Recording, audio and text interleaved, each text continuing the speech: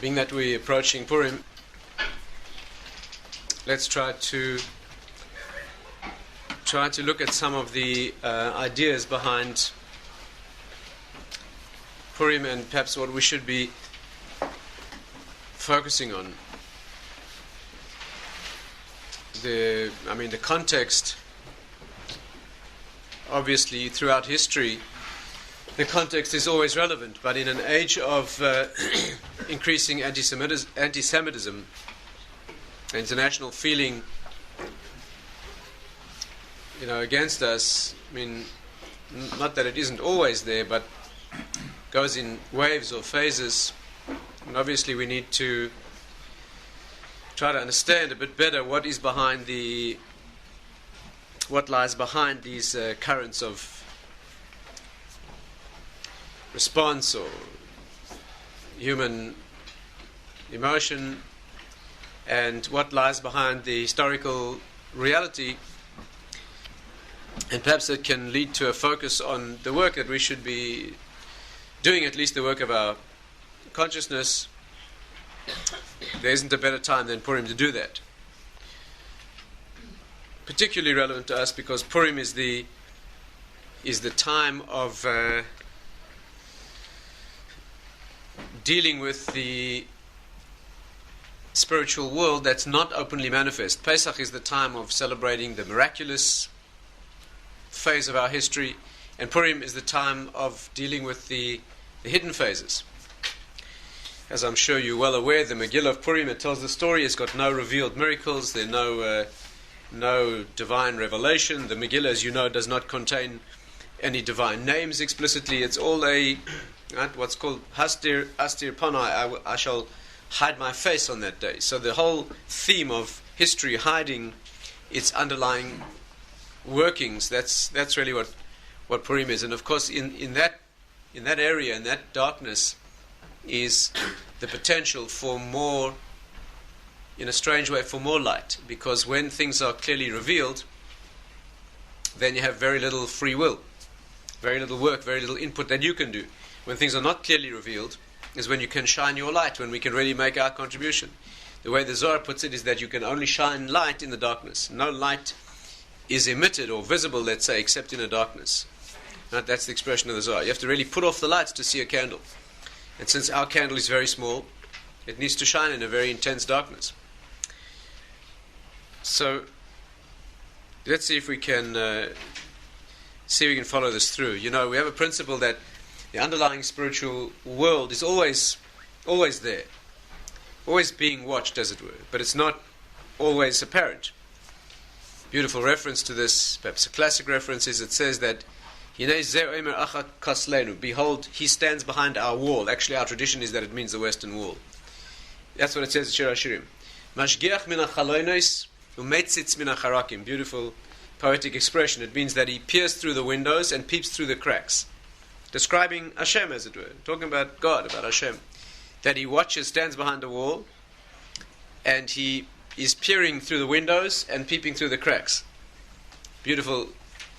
One of the beautiful insights that you can feel there is that there are two ways of watching from behind a wall. You can watch through a window, or you can peep through a crack.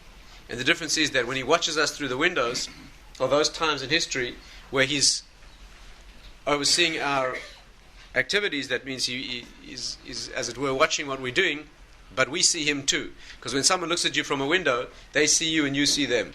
But when somebody sees you peeping through a crack, then they see you, but you don't see them. Right? There are two phases of history. Those phases when he watches us through the windows, as it were, which means he sees what we're doing and we notice that he's around. That would be Pesach, for example. And then there's times when he peeps through the cracks, which means that he sees surely what's doing, but we don't see him. That would be Purim. So our job, of course, in case you hadn't noticed, is to work in the darkness. We don't see revelations and miracles. We see very difficult and dark scenario. We have problems with our own awareness, let alone those accusations and detractors from the outside. We ourselves are not sure. The Jewish people really are in such a desperately difficult situation right now in terms of our own attachment to our own values. At the moment, we don't really need too many enemies. We're doing a pretty good job ourselves. in terms of detachment from our source and from our historical source. It's almost miraculous. It's almost miraculous that so many Jews in this generation have got so little idea about anything Jewish at all, about any concept, about any attachment, any genuine Jewish knowledge. Almost miraculous that in one generation we could have changed from a percentage of Jews who were all more or less attached, to a generation in which you could argue that the majority, and there are places where the majority of Jews aren't even aware that it's an issue. Not just that they've detached themselves, but they aren't even aware that there is an issue at all. Right? That's an extreme position to be in, and of course that's where the work begins, really.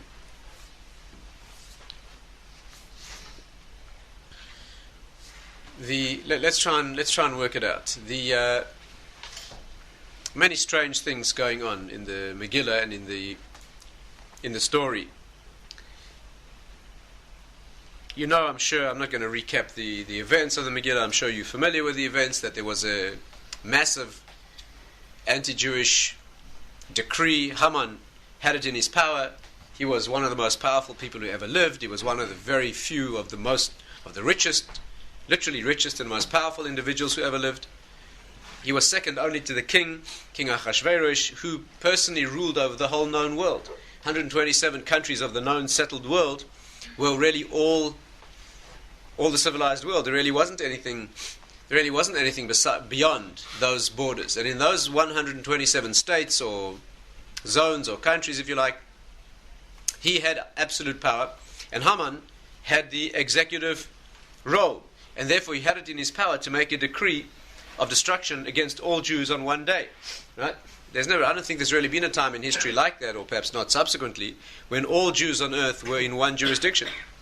Because the meaning of that is that you could really, if there mass destruction of Jews that's planned or even perpetrated in one place, there's always some other place where at least somebody could hope to survive. But in that generation it wasn't like that. That was a generation when all Jews on earth fell into one jurisdiction, which means that he was able to promulgate an order that meant that all the non-Jews in all those countries could rise up on one day and literally wipe out Jews and Judaism. I'm not talking about just just a pogrom or just an anti-Semitic campaign. You're talking about the instantaneous end, and it's very significant in deeper terms that this was specifically to be done on one day. The concept of being done on one day, destroying all the Jews on earth on one day specifically, has a deep meaning. The meaning is to uproot the root itself. When a thing is done piecemeal, you're not really, you nibbling away, as it were. But the decree to uproot it on one day, the principle in the Gemara is that one day is one unit of time. One unit of time. That means that in the same day is called no lack of time. It's no accident. You know that the Megillah, I'm sure you've noticed, you must have noticed, that the Megillah is a counterpoint.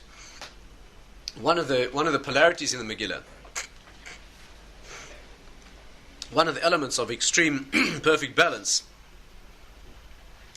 is that there is a retribution that's exacted is exactly parallel to what was decreed to happen. In other words, that the Jews destroyed their enemies, right?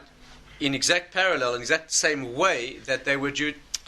Again, Haman, for example, wanted to destroy Mordechai, right? And again, the way he wanted to do it was also, on the face of it, let's just understand a bit more deeply. On the face of it, he hated Mordechai as a Jew, a representative of the Jews, and he wanted to destroy him.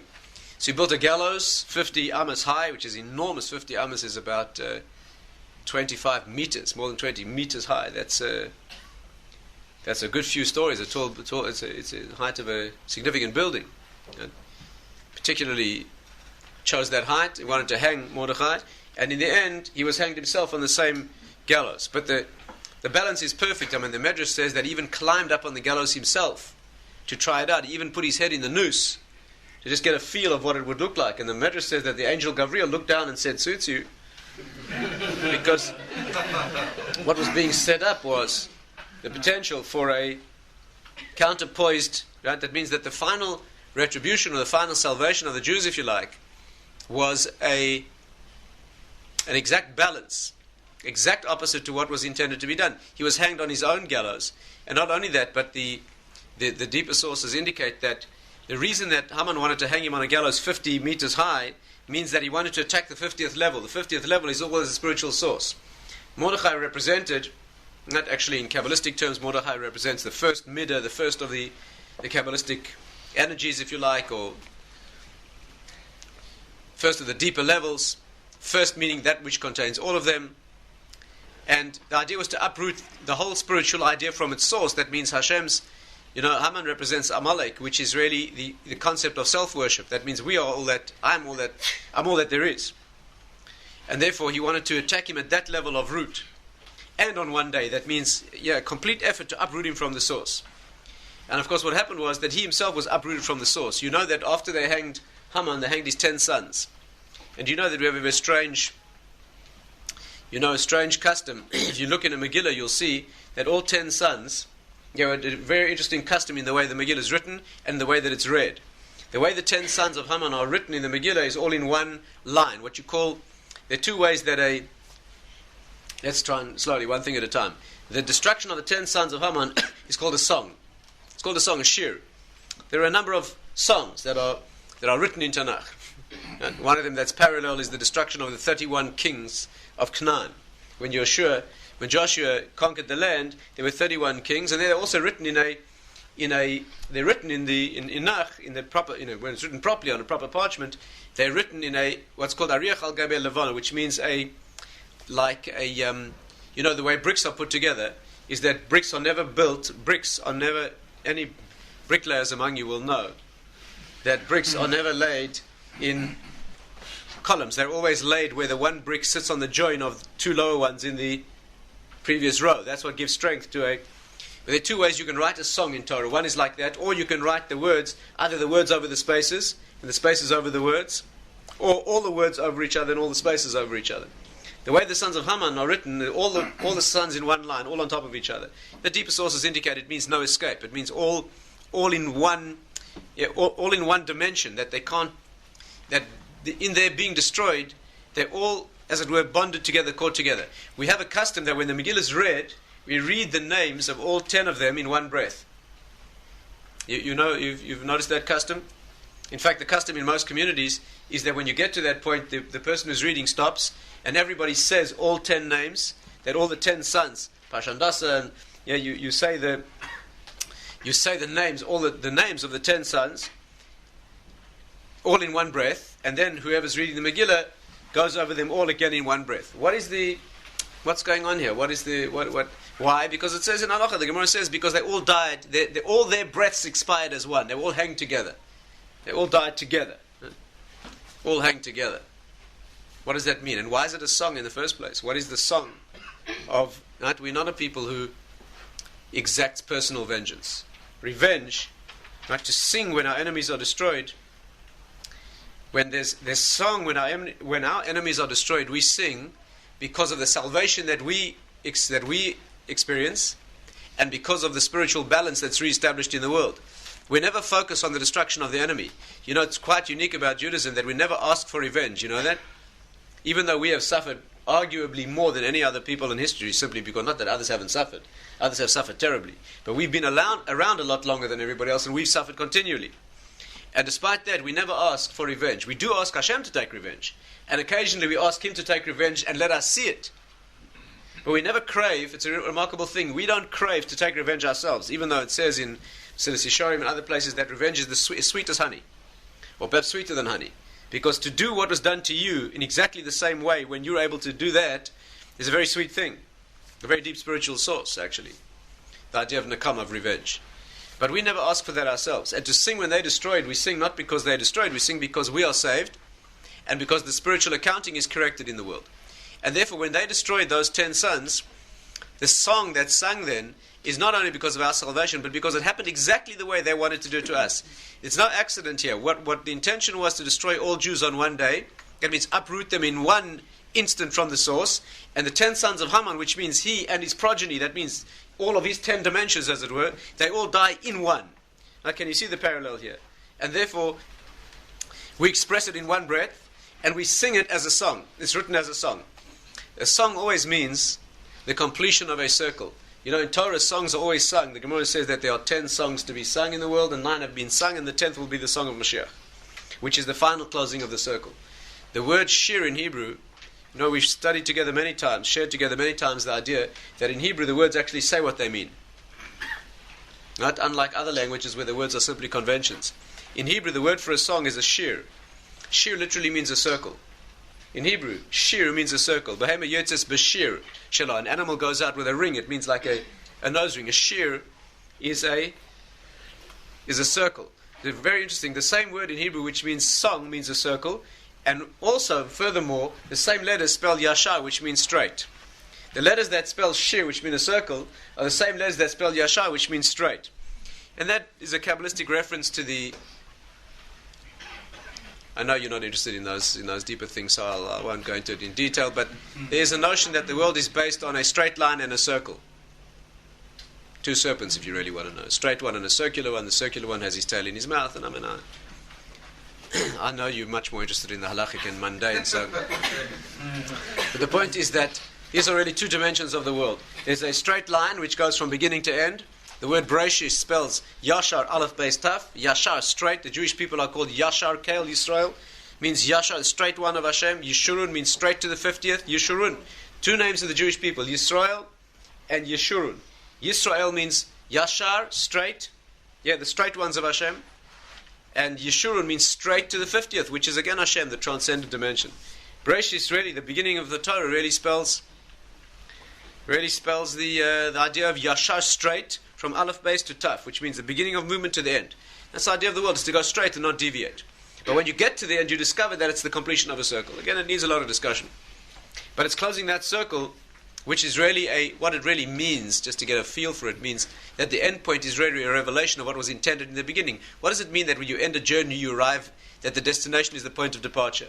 Because a spiritual journey means that the end of the journey, the destination, is nothing other than an expression of what you really wanted to achieve in the first place. What's called Soif Ma'aseh, Machshava Tchila. Are we together? Isn't the end of a building exactly what the architect had in mind? Hasn't he arrived back at that point? When the building has been built, and it's perfect expression of the plan, which is a perfect expression of the architect's concept, it means that at the end, what you have is the most perfect return to the... are we making some progress here? Or are we just going around in circles?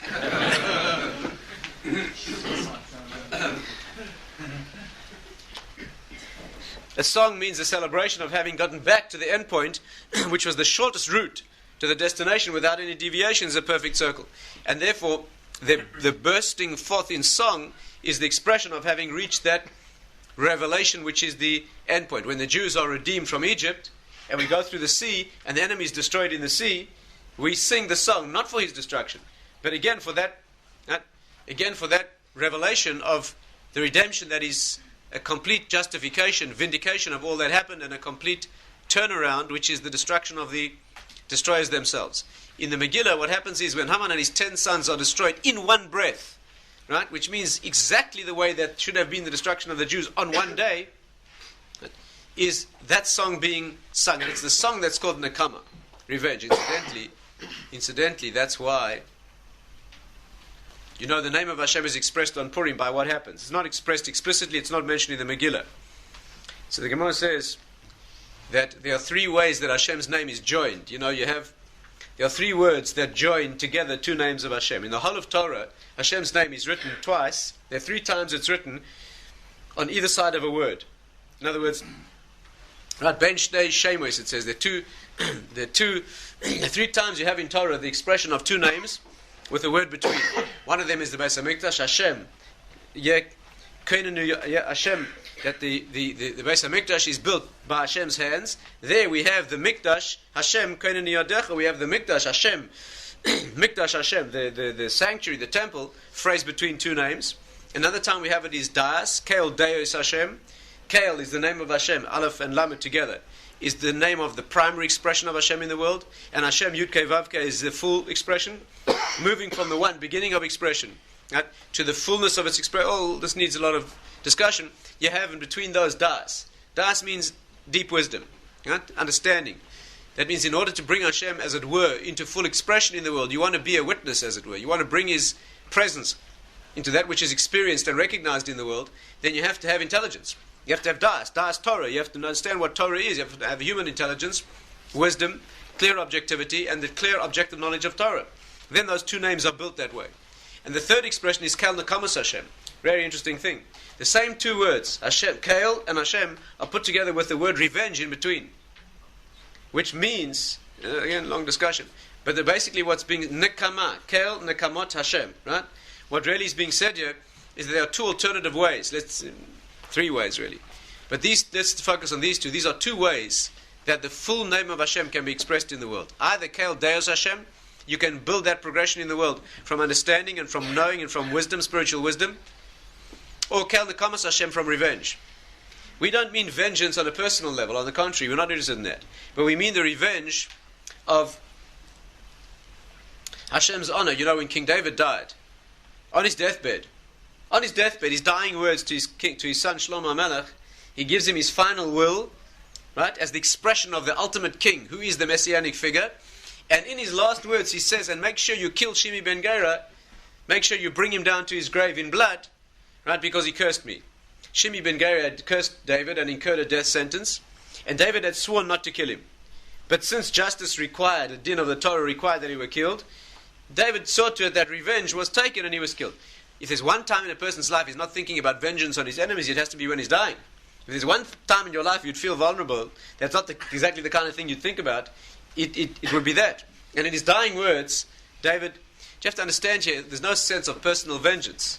You're talking about David Amalek, you're talking about Torah, you're talking about Mashiach, you're talking really about the vengeance that is the correcting of a spiritual account on Hashem's account.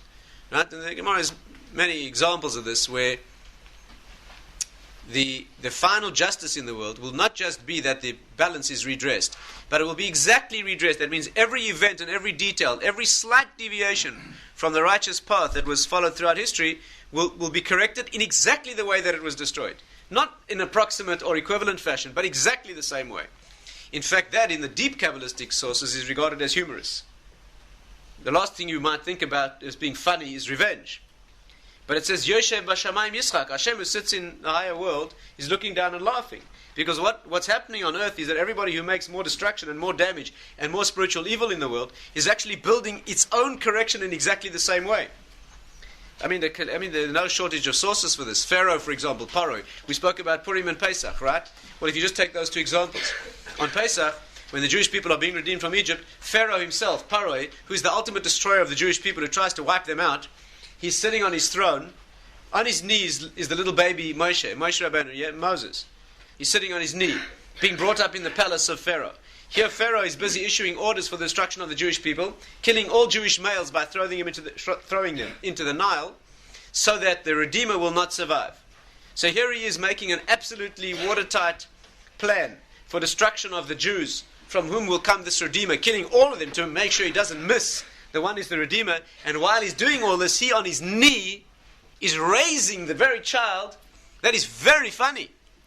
It's spiritually funny. It's not funny in human terms. People are being destroyed here. But in spiritual ultimate terms, there's a deep humor here. And of course in Purim, that's exactly what's happening. Haman is making a plan to destroy all Jews on one day, taking on no less than Hashem himself. And ultimately what happens is he builds his own, he hangs himself on his own. That means in detail, he and his sons in one breath, exactly what he wanted to do to us is exactly what he's really building for himself, right? It's part of the mask and the hilarity of Purim too, right? Is that behind this mask is a reality that will be unmasked and revealed. This is what's happening. That's why we have a custom on Purim to wear masks, disguises, and we dress up like non-Jews.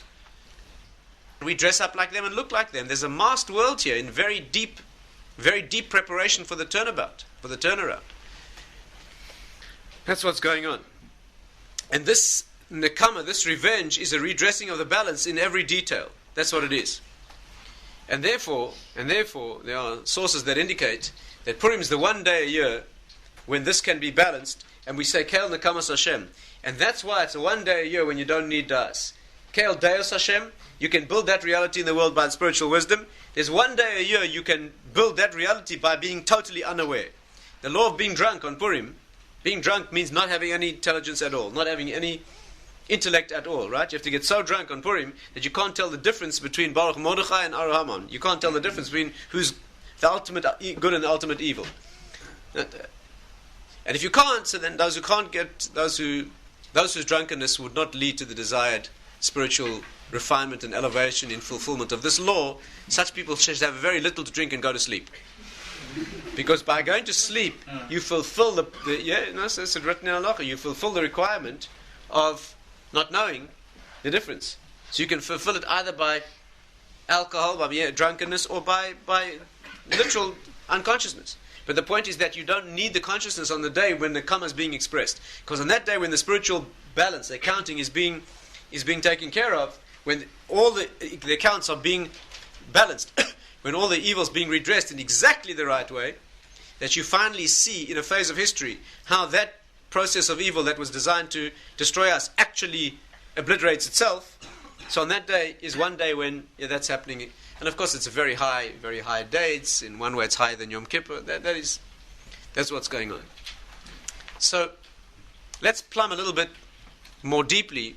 Let's descend a little bit more deeply into this idea. I mean, it's all connected. One of Haman's sons, where did he get a beam 50 meters high? You don't get trees like that. 50 meters, 20 meter, 25 meter tree. He had a plank, a board, a beam.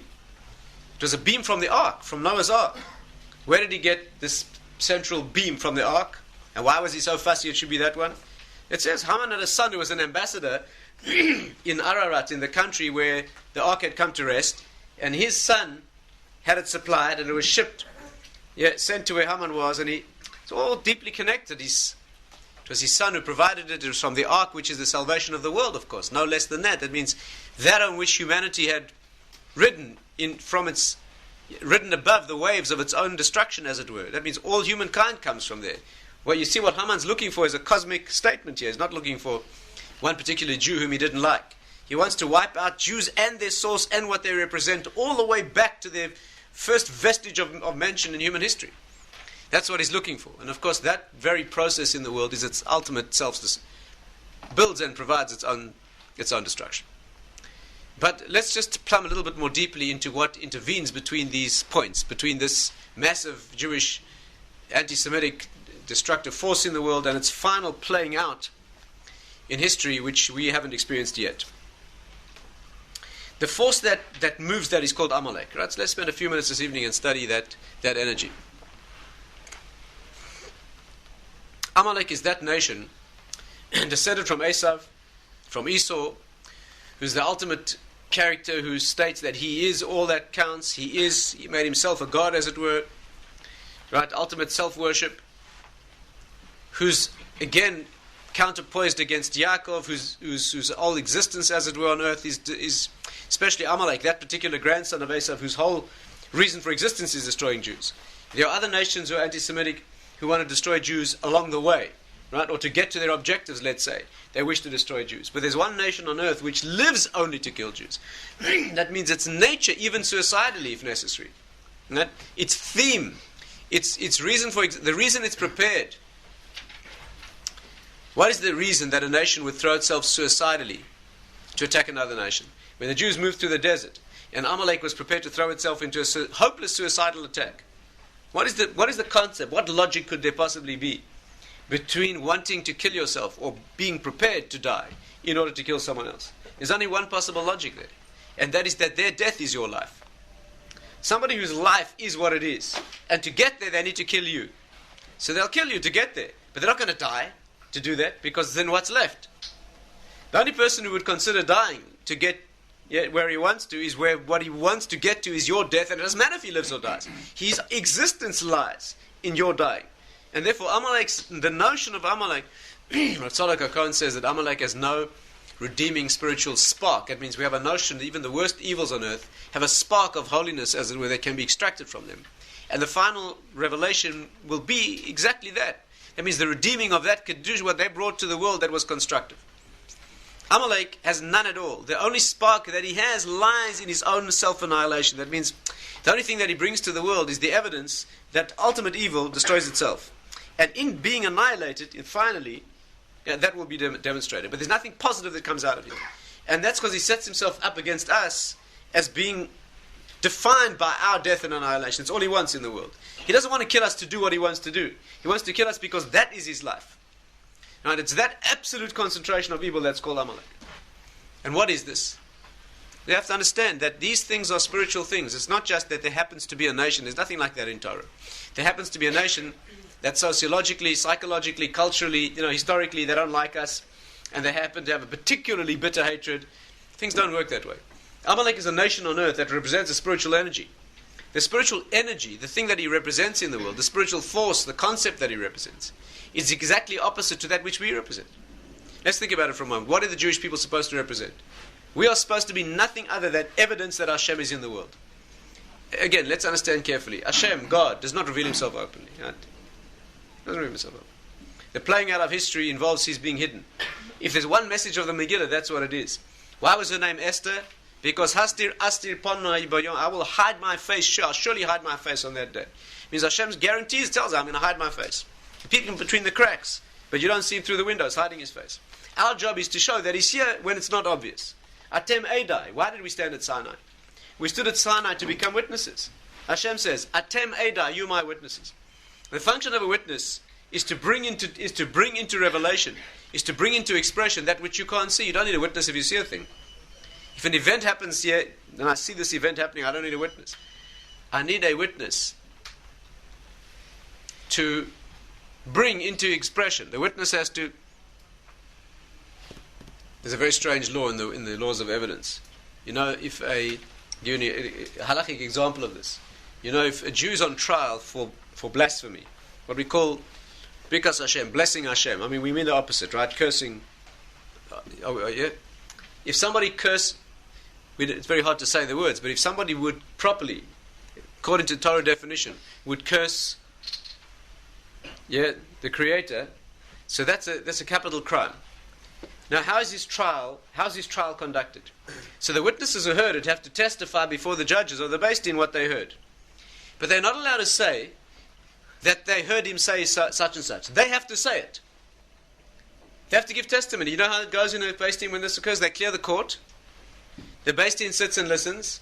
The witnesses have to come forward and say what they heard. Not say that they heard such and such. They have to say what they heard, and the judges have to tear their clothing. The Dayanim have to tear their clothing, right, to hear Hashem's name cursed like that. But there's no other way, because testimony means bringing into court the event. You can't bring a murder into court. Right? So you testify. But in this case, where it can be, they have to recreate. They're not allowed. Are you with me? Why don't they simply come to court and say, we heard him curse? They don't do that. They have to come and say, he said, and then they have to say. Because the idea of a witness is that he brings into, the testimony is that he recreates in the court, as it were, the event itself. Atem Edai means that you, Jewish people, on your shoulders, I ride in the world. If you don't witness it, I'm not present. The people of the earth have to see that I'm around because you make it apparent. That's what Jews are supposed to be doing. What do you think you're saying when you say Shema Yisrael Hashem Elokeinu Hashem Echad? You're saying that all is one, He is everything that there is, and you have to say it because it's not apparent. In fact, in Shema, the ayin of the Shema and the dalad of Echad, you put those words together. It spells aid, means witness. That's what you're doing when you're saying Shema. You're giving evidence that Hashem is one. Of course, before you can do the aid, you have to know it yourself, which is if you take ayin and dalad, you reverse them, it spells da, which means no. A witness. Yeah, first he has to know, personal experience, and then he has to aid, he has to say. It's no accident that the two letters form both those words. That's what you mean when you say Shema. So you have to be my witnesses. And that force that opposes that in the world is Amalek. Amalek comes along and says, what spiritual reality? Excuse me, where? Well, what creator? Where? We don't see it. They are the gap between the presence and the knowledge. The presence of that knowledge and its absence. That's exactly what Amalek is. Amalek, if you add up the numbers, the numerical equivalent word, Amalek, it spells Safek, doubt. Amalek is Safek, doubt. Amalek says, well, maybe yes, maybe not, but it's irrelevant. That's what they say. And Jews live and, if necessary, die to say that it's not irrelevant, it's very relevant, that I am the living testimony. I'm here, that's what I am. This is all that I am. And Amalek brushes it aside, and if necessary, he'll kill you, and if necessary, prepare to die doing so. And the reason is because there's nothing more important. That's the project that the world is set up to express. The project of the world's history is to express that we are here to testify and bring into existence His existence, even though it's not obvious and apparent. And the force that opposes that in the world is Amalek. Let's try and study this a bit more deeply. I mean, there's nothing more important than this. This is what we're supposed to be doing as Jews.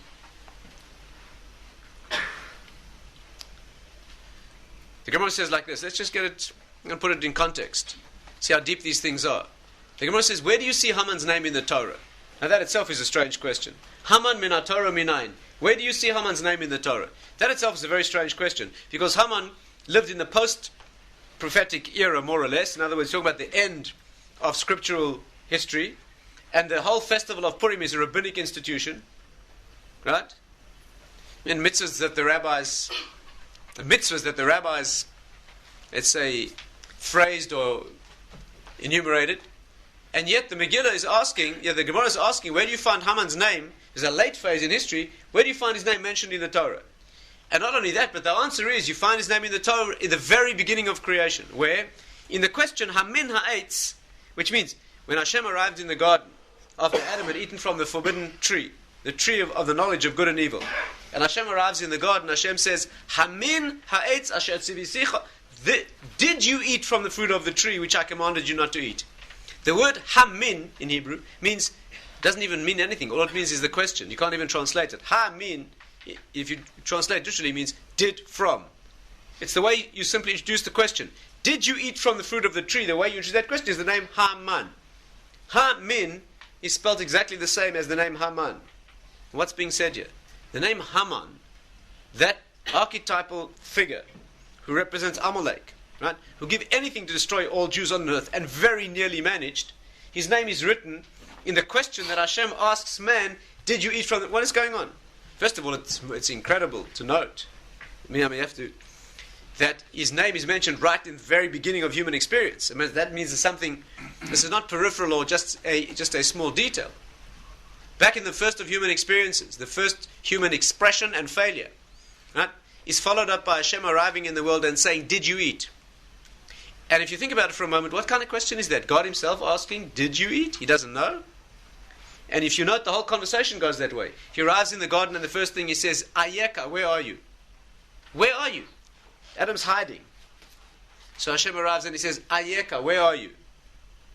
You see, Adam was clothed before in light. His skin was made out of light. What's called kosnos or, aleph vav resh. And after the sin, he became clothed in ayin vav resh. You know, when an aleph becomes an ayin in Hebrew, it means it takes on a physicality. Aleph is a silent letter of spirituality.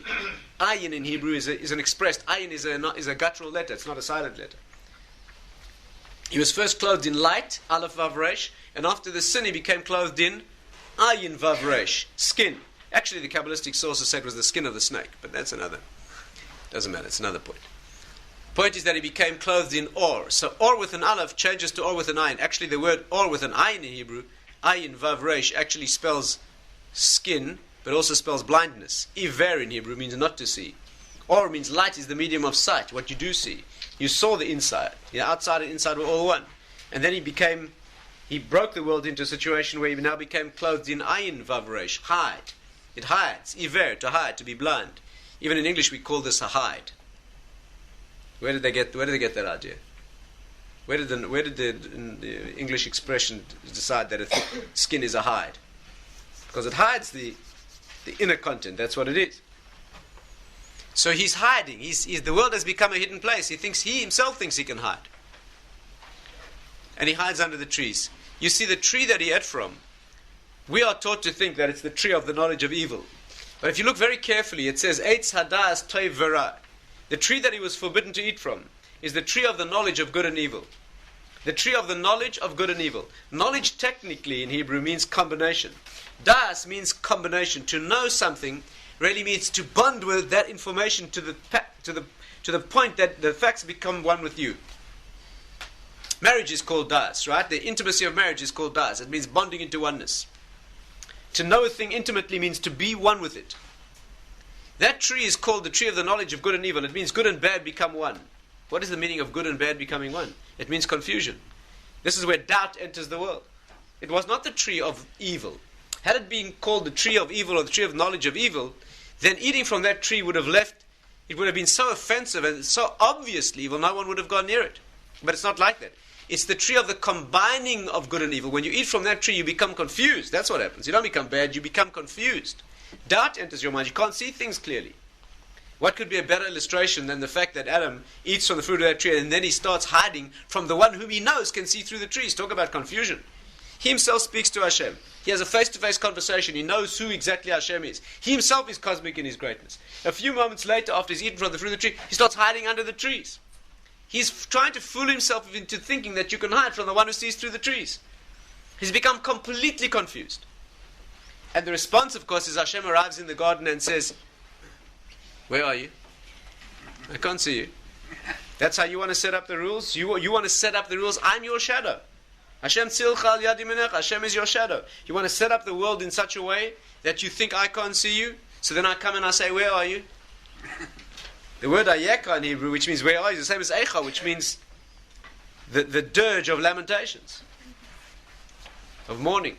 So Adam crawls out from under the bushes, right? Knowing now he's dealing with Hashem, who now is dealing with him from a distance, no longer in proximity. He's now at a distance, as if he doesn't know what's happening.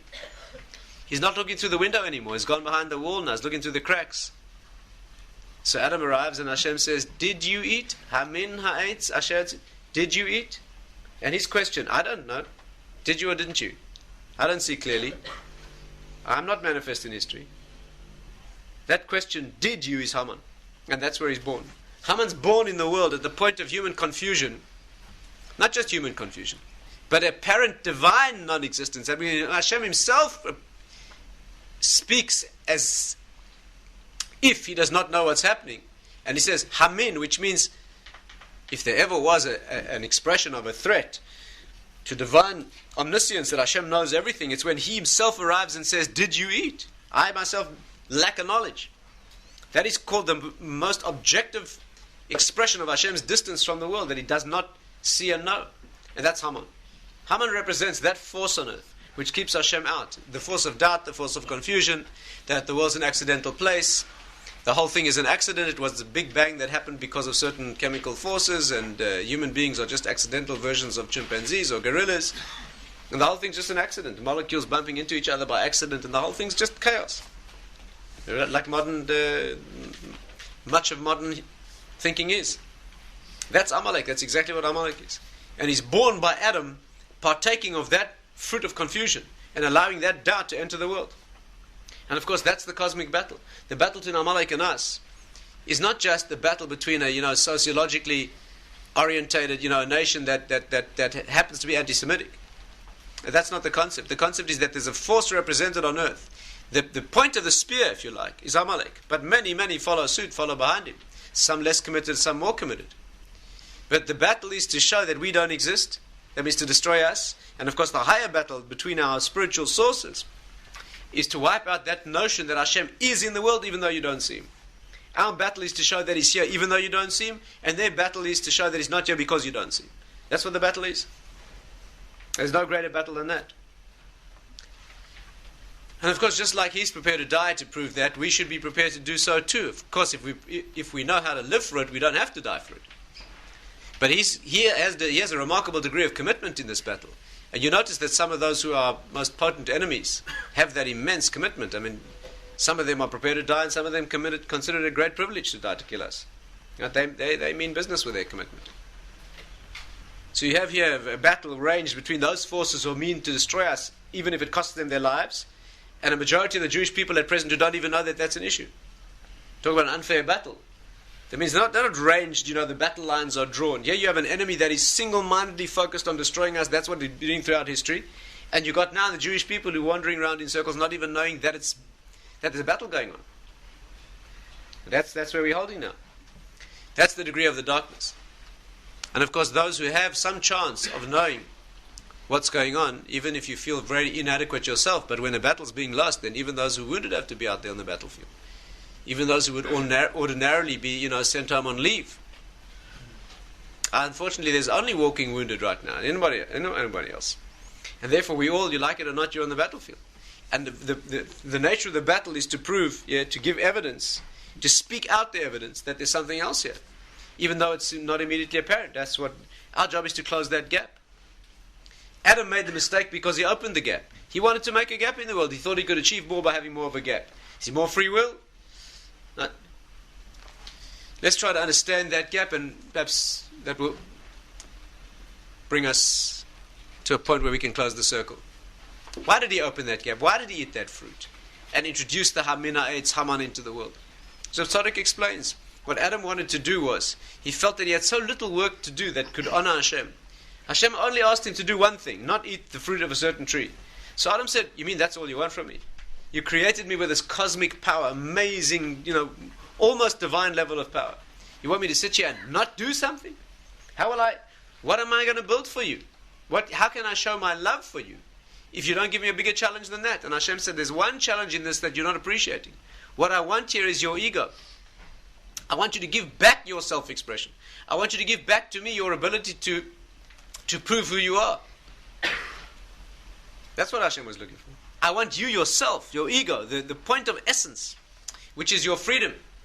What is that freedom? Your freedom is your freedom to express yourself as you, or to give it back and show that there's nothing in the world besides me.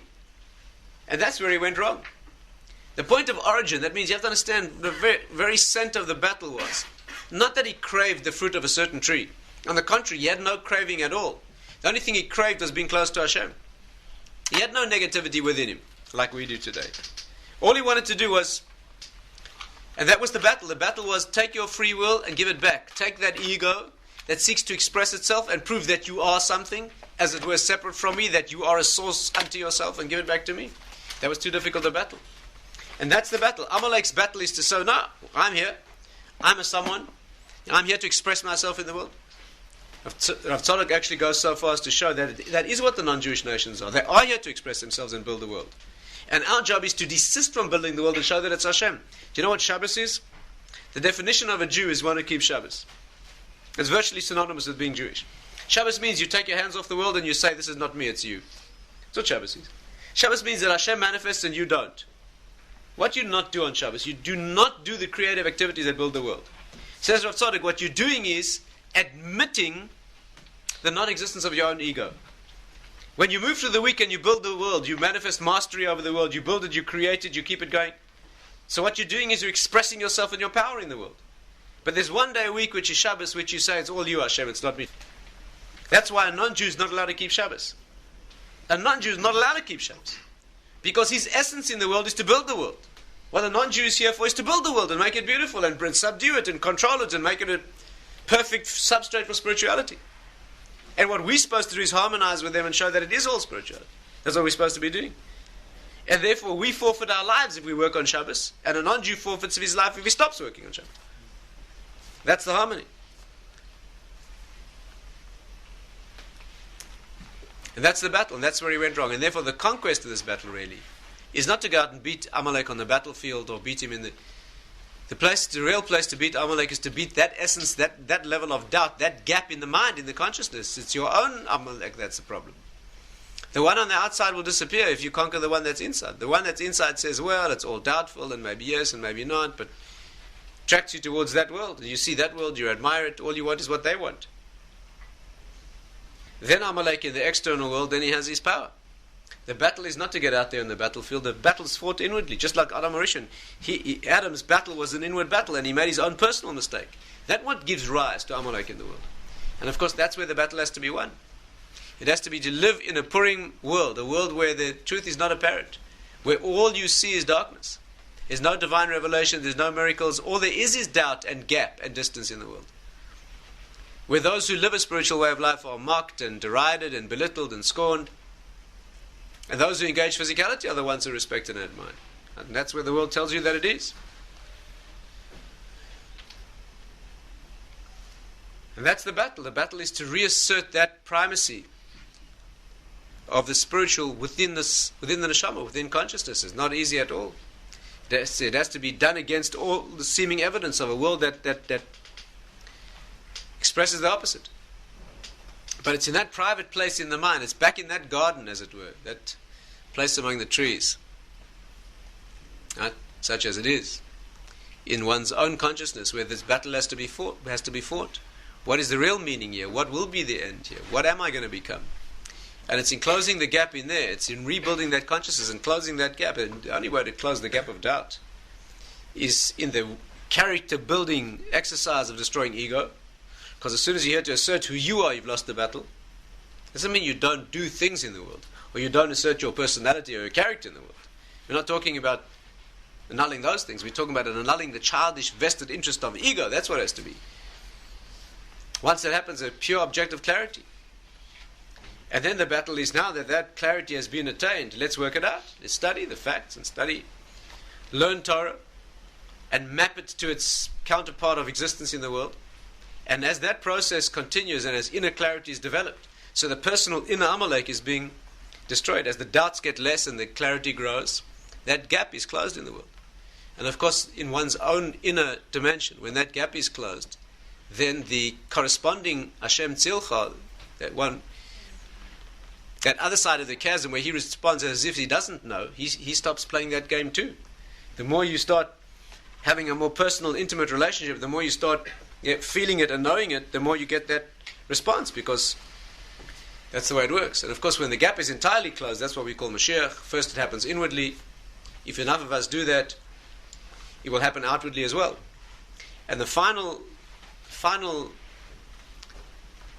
point where the straight line reaches its destination and then reveals that it has come back to its point of origin, where that song will be sung, is that element of Nakama, that element where what will be seen in the external world is that all the destructive elements, that all the meaningless and chaotic elements of pain, right, they all implode, they all self-destruct. Right, that's the work of Purim. The method, of course, is to fulfill the mitzvahs. Let's not forget that. It's not just have ideas on Purim. Right? There's things that have to be done. Drinking is, part of it.